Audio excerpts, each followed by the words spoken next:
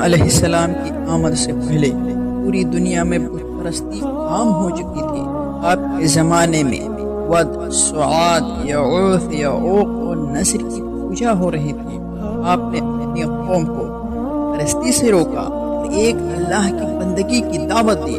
قرآن کریم میں ہے قالوا لا تذرن الہتکم ولا تذرن ودا ولا سواء ولا یغوث ویعوق ونسر، یعنی جب نوح نے اپنی قوم کو حق کی طرف بلایا، ان کی قوم کے سربراہوں نے اپنے ماتحت افراد سے کہا کہ اپنے معبودوں کی عبادت مت چھوڑو، بطور خاص ود، سعاء، یغوث، یعوق اور نصر کی بندگی مت چھوڑو۔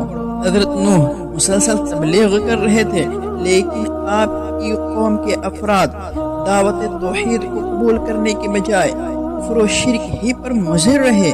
جب ایک عرصہ گزر گیا اور قبول اسلام کی امید ختم ہو گئی، اللہ تعالیٰ نے ایک عالمگیر طوفان بھیجا، اس سے سارے کافر غرق ہو گئے اور ہمیشہ کے لیے فنا ہو گئے۔ اللہ تبارک و تعالیٰ فرماتا ہے لقد ارسلنا نوحا الى قومه فلبث فيهم 1000 سنة الى 50 عاما اخذهم الطوفان وهم ظالمون فانجيناه واصحاب السفينة وجعلناها آیات للعالمین، یعنی ہم نے نوح کو اس کی قوم میں بھیجا تو نوح نے اپنی قوم میں 950 سال تک تبلیغ کی، پھر بھی وہ مسلمان نہیں ہوئے۔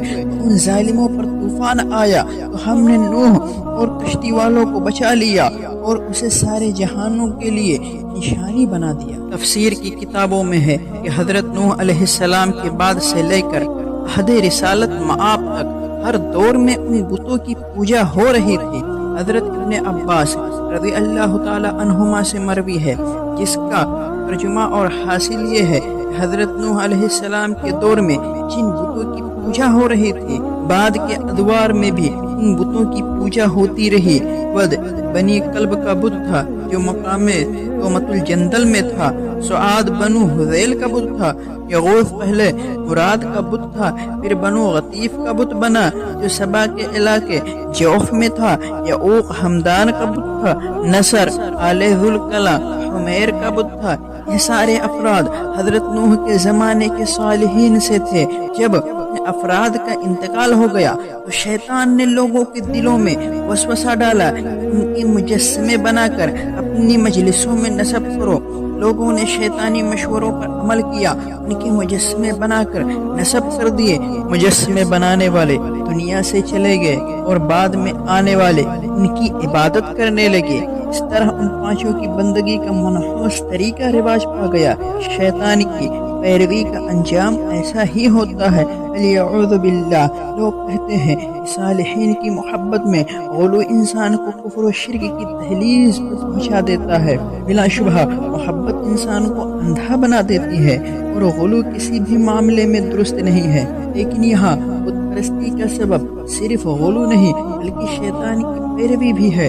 لوگوں نے شیطان کی بات سن کر مجسمے بنائے، پھر اسی شیطان کی بات مان کر بت پرستی میں ملوث ہو گئے اور اللہ کی ناراضگی کے حقدار بنے۔ اگر شیطان کے ورغلانے میں نہ آتے تو نہ بت تراشے جاتے اور نہ ہی ان کی پوجا ہوتی۔ اسی لیے قرآن کریم نے شیطان کی اطاعت سے روکا اور سختی کے ساتھ منع کرتے ہوئے فرمایا انما یدعو حزبہ لیکونوا من اصحاب السعیر۔